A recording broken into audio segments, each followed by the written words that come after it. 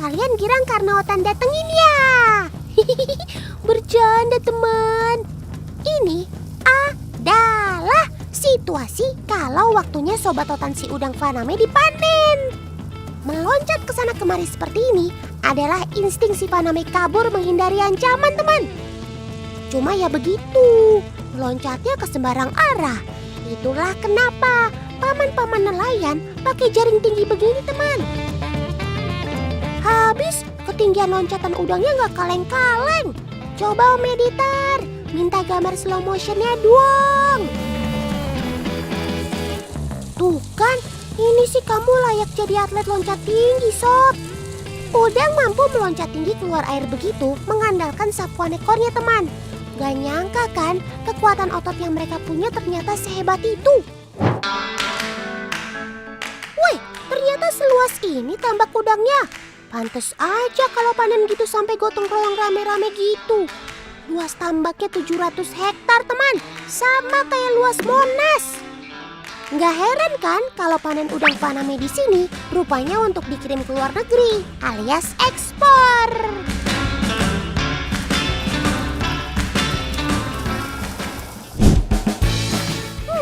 Habis dipanen kok ditaruh di meja?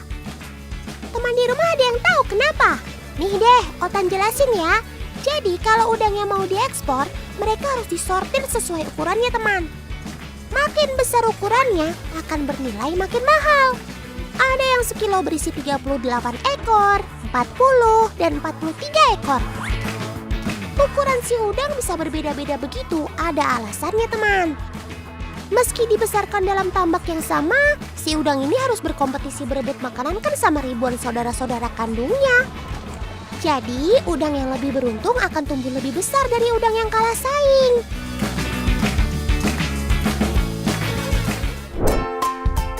Teman di rumah pasti pernah dengar istilah otak udang kan? Otak udang adalah sebutan kiasan untuk orang yang malas berpikir alias bodoh.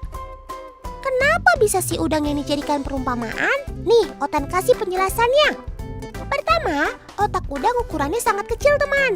Saking kecilnya, dia jadi dikira nggak punya otak deh. Yang kedua, posisi otak si udang rupanya bersebelahan dengan pencernaannya. Makanya banyak yang mengira bagian kepala si udang hanya berisi kotoran. Makin deh, si udang pasti dikira sangat bodoh karena kepalanya hanya berisi kotoran. Kasihan juga kamu ya sob, korban salah kaprah.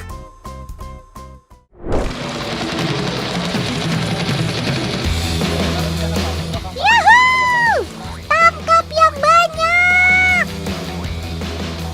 Nah, kalau ini beda lagi teman. Di daerah Dompu Nusa Tenggara Barat, udang Faname-nya dipelihara bareng si ikan bandeng. Jadi ini namanya budidaya polyculture teman, di mana udang dan ikan bandeng dibudidaya secara bersamaan. Unik ya. Untuk memanennya, masyarakat sekitar biasa menggunakan jaring lempar seperti ini nih. Melempar jaring gini nggak mudah teman. Jaring ini kan lumayan berat, dibutuhkan keahlian khusus untuk menggunakannya.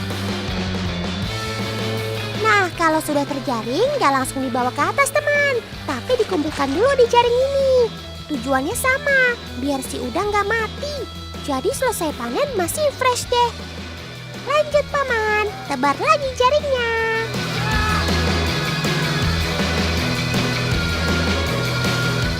Nah, kalau tadi Otan udah main ke tambak udang, sekarang Otan mau ikut Karaka jalan-jalan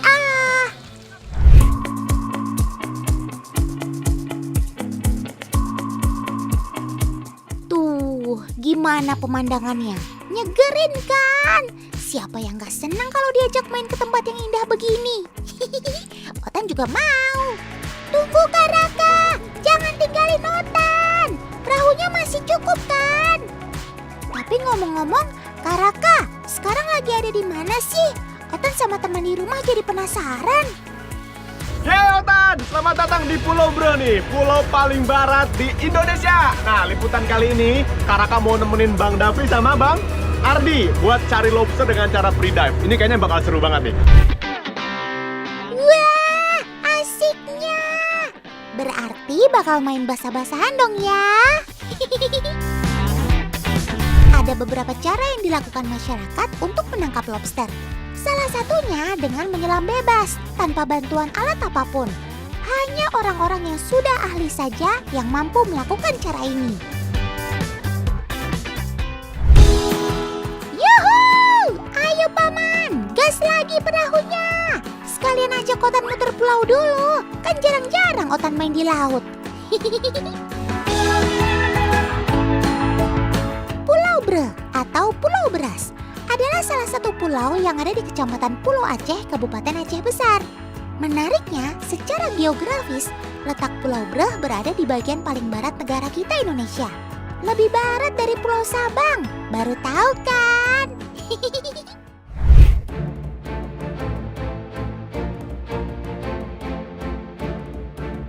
Sebagian besar masyarakat Pulau Bre menggantungkan hidupnya dari hasil laut.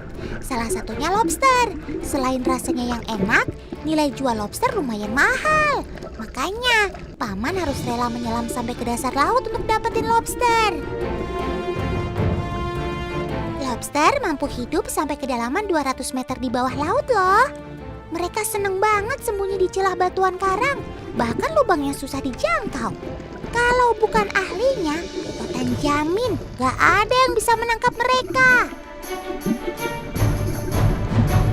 Tuh, Paman sudah dapat. Mantap, Paman. Target buruan kita satu persatu sudah mulai didapatkan.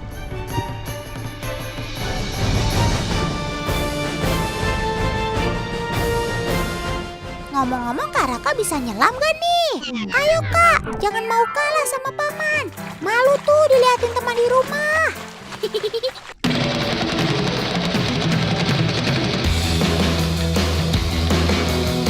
Wih, kayaknya Kak Raka dapat lobsternya tuh. Coba Kak, sini Otan lihat.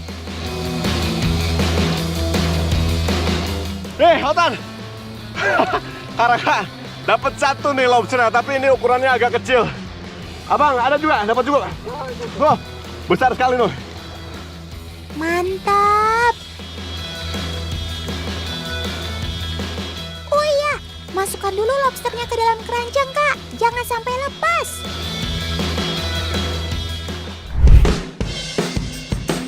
Lobster termasuk dalam keluarga Crustacea atau jenis udang-udangan. Sekilas bentuknya memang mirip udang, tapi mereka jelas berbeda. Secara ukuran, lobster biasanya berukuran lebih besar dibanding dengan udang. Selain itu, lobster punya kerangka luar atau eksoskeleton lebih keras dan tebal dibanding udang yang biasanya lebih tipis. Lobster lebih senang berjalan atau berlari di dasar air, sedangkan udang lebih nyaman berenang. Namun keduanya punya persamaan. Mereka bisa tiba-tiba bergerak sangat cepat saat merasa terancam. Seperti ini nih contohnya.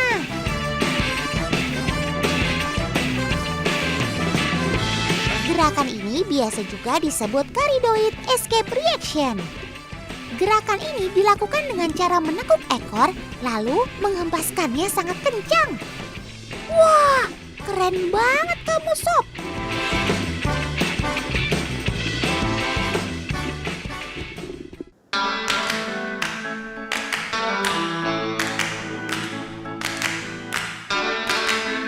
Loh? Kok lobsternya malah dipakai mainan begitu, Kak? Mendingan dimasak biar bisa dinikmati bareng-bareng. Kira-kira Otan tahu nggak? Ini kenapa lobsternya Karaka tabur pasir kering? Ayo, tahu nggak? Nggak tahu ya? Ini ada tips nih dari abangku berdua ini. Ternyata kalau lobsternya udah ditutup pasir kering begini, dia bisa lebih tahan lama untuk hidup, Bang ya. Bisa sampai 24 jam gitu loh. Nah, dan dia nggak banyak gerak, jadi anteng begitu, kayak pingsan. Kalau udah kena air, dia hidup lagi. Walah, ya jelas Otan nggak tahu. Otan kira lobsternya lagi dibuat mainan. Kok kalian tiba-tiba nurut gitu sih Sab setelah ditaburi pasir? Ini beneran cara yang ampuh? Apa kalian yang pandai berakting nih? Cara ini sudah menjadi kebiasaan dan terbukti ampuh bisa mencegah lobster tetap hidup dalam waktu yang lama. Nah, ini dia nih Tan, sudah terpacking dengan rapi ya. Kalau udah begini sih udah bisa aman ya. Kita mau bawa pulang, mau melaut lagi, yang penting dia masih bisa tetap segar. Jadi bisa diolahnya tuh enak, masih segar banget. Keren.